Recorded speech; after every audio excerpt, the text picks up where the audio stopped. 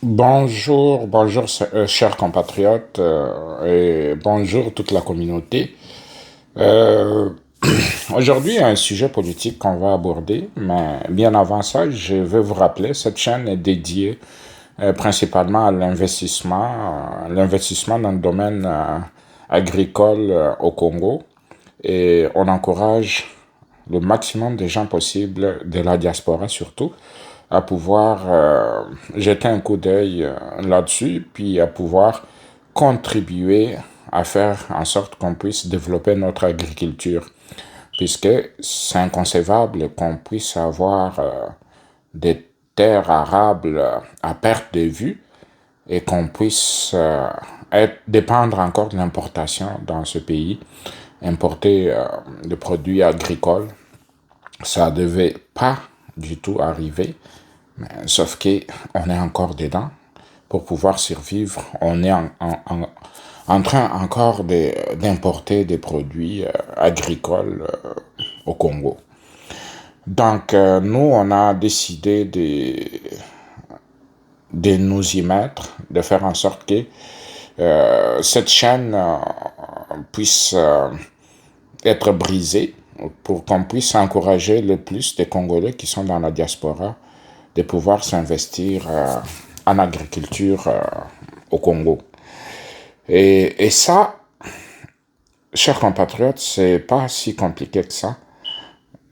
Nous sommes en train de créer des structures qui puissent permettre à ce que des gens de la diaspora qui veulent s'investir dans l'agriculture puissent, ceux qui sont surtout dans la grande région de Kinshasa, c'est-à-dire en périphérie de Kinshasa, comme Kassangulu, le plateau de Bateke, puis un peu dans le Congo, on a des structures, on a des équipes qui peuvent vous permettre de pouvoir vous intéresser à l'agriculture, de pouvoir investir dans l'agriculture sans risque.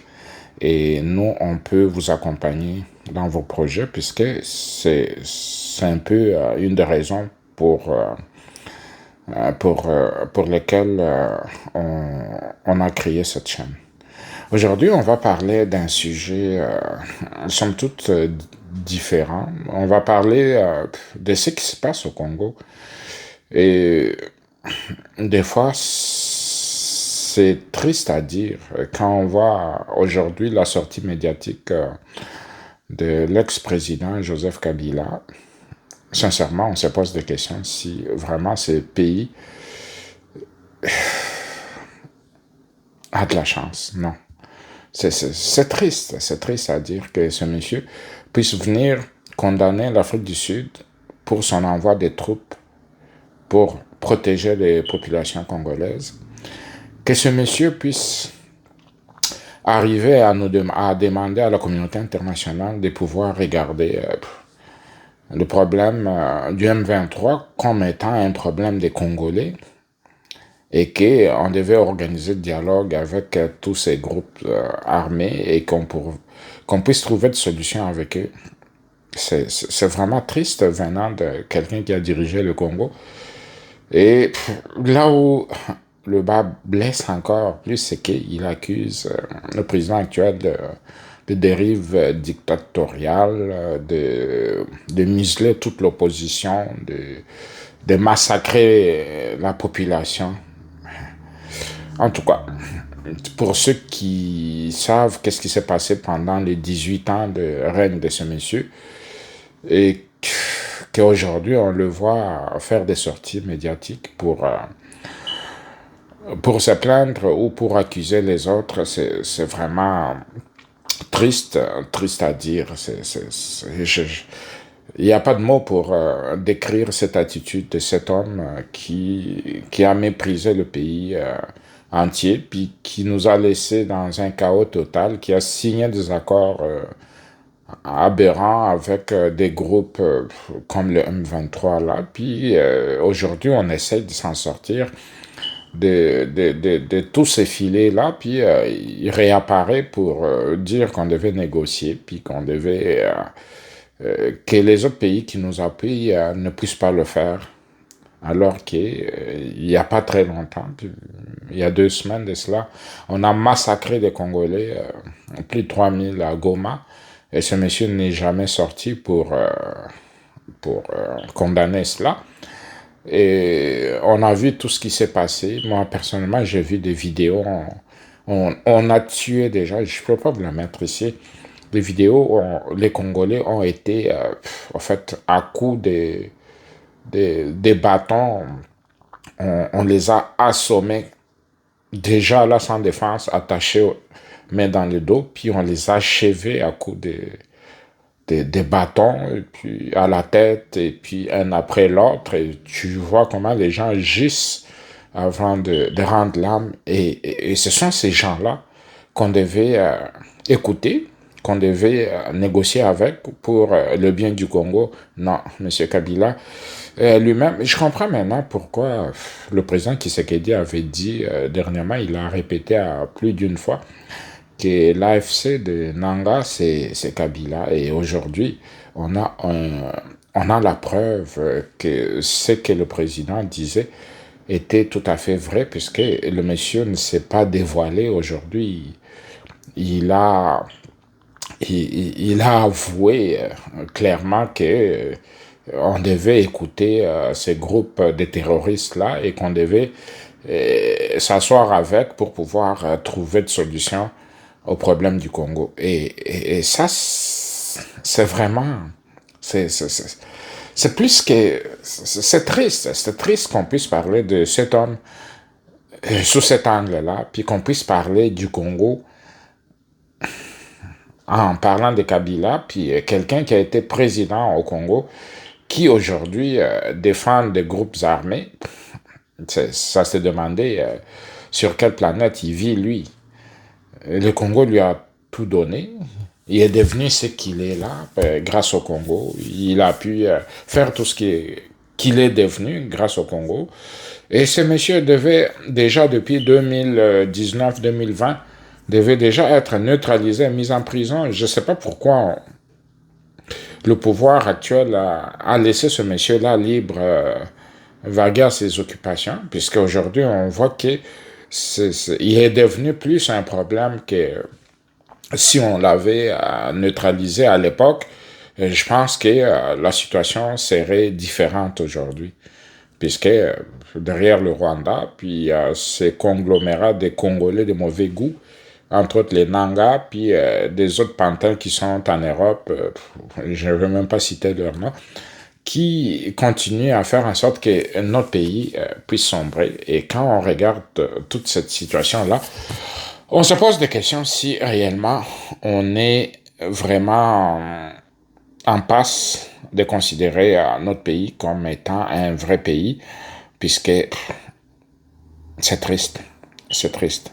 C'est triste de voir qu'un monsieur comme Kabila puisse faire une sortie de la sorte, condamnant l'Afrique du Sud d'envoyer des troupes au Congo.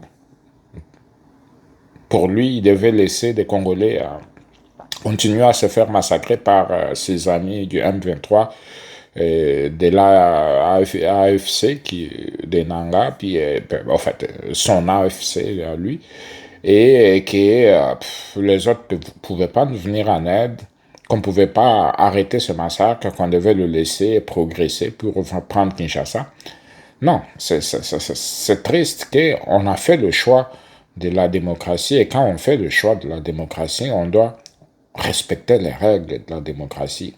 Respecter les règles de la démocratie, c'est quoi? C'est faire en sorte qu'on puisse se battre pour accéder au pouvoir à travers les urnes. Et là, si aujourd'hui ce monsieur qui s'est autoproclamé lui-même père de la démocratie, ou père de l'alternance, je ne sais pas quelle alternance il parle, des élections chaotiques qu'il nous a léguées, puis aujourd'hui il parle que le Congo est muselé et qu'il n'y a plus... les gens ne peuvent plus s'exprimer. Et je me pose vraiment des questions si cet homme-là vit sur la même planète que nous tous, puisque quand on regarde ce qu'il a fait sous sa gouverne, des Arma Tungulu ont été assassinés, puis on ne sait même pas où se trouve leur corps jusqu'à nos jours. Des gens comme des défenseurs des droits de l'homme comme Chebea, puis tout ça là, c'est sous son règne. J'aimerais qu'il nous cite, sous le règne de Tshisekedi, combien de massacres ont été perpétrés, combien de marches ont fini dans un bain de sang. Non, c'est le monde à l'envers, et ce gars-là devait être arrêté le plus tôt possible. Et puis, le Congo devait lancer un mandat d'arrêt international contre ce garçon-là, puisqu'on réalise aujourd'hui que c'est un tireur de ficelles dans la situation difficile qui arrive au Congo. C'est un gars qu'on devait neutraliser, puis un gars qu'on devait arrêter et juger, puisque aujourd'hui il vient d'avouer qu'il il prend la cause des groupes armés. Il est en train de défendre les Nangas, il est en train de défendre le M23, qu'il pense qu'on devait s'asseoir puis écouter pour régler le problème, et que ce que fait la communauté internationale en s'attaquant à la cause du mal et puis en voulant défendre la population qui est massacrée jour après jour, et que c'était pas la bonne façon de faire. Non, Monsieur Kabila, on ne veut pas de toi. Je ne sais pas si réellement tu t'appelles Kabila, mais si c'est vraiment quoi qu'on dise, Kabila ou quoi d'autre là, je pense que tu devais choisir de te taire à jamais, et que je demande aux autorités de la République démocratique du Congo de pouvoir engager des poursuites contre ce monsieur. Voilà, c'est ce que je voulais vous dire aujourd'hui, et c'est ce que je voulais vous faire part de ma petite réflexion à ce sujet. Toujours est-il que je vous demande de vous abonner. Abonnez-vous sur notre chaîne. On va plus parler d'agriculture. On va plus aider les Congolais de la diaspora qui veulent soit acquérir des terres dans la périphérie de Kinshasa, ou ceux qui en ont déjà et qui ne savent pas quoi y mettre et comment procéder. Nous, on a un groupe d'ingénieurs prêts à vous accompagner pour vos projets dans l'agriculture. Nous-mêmes, on y est dedans. On fait de l'agriculture sur place, et puis la valeur ajoutée que nous, on a, c'est qu'on fait de l'exportation. L'exportation d'huile de palme, des haricots, des feuilles des manioc, des fumbois, puis c'est tous des produits qui sont exploités au Congo, puis qui se retrouvent dans vos assiettes en Occident. Et ces modèles d'affaires, on pense que le marché est vide quand on regarde que la plupart des produits qui sont consommés en Occident ne viennent pas de la République démocratique du Congo. Ces produits viennent du Cameroun spécifiquement, du Ghana, puis du Togo, puis de la Côte d'Ivoire, mais c'est très, très difficile de pouvoir rencontrer des produits congolais dans les tablettes, sur les tablettes des magasins, que ce soit au Canada, aux États-Unis et en Europe. De petites quantités qui parviennent, la plupart du temps, viennent par avion, et on sait très bien que ça, les coûts, quand on fait de l'exportation aérienne, l'exportation aérienne coûte excessivement cher. On travaille plus pour des compagnies aériennes que pour nous-mêmes. Or, il y a moyen d'exporter à travers la voie maritime et inonder aussi les produits congolais, que ce soit en Europe, au Canada, aux États-Unis, et puis faire en sorte que des Congolais puissent se rapprocher des produits de chez eux, puis faire surtout que ça puisse enrichir le Congo, puisque ce sont des devises et des emplois qu'on peut créer de cette façon-là. Donc, je continue à insister là-dessus, puis on est en train de mettre notre structure d'accompagnement pour ceux qui veulent s'intéresser à investir dans l'agriculture à Kinshasa.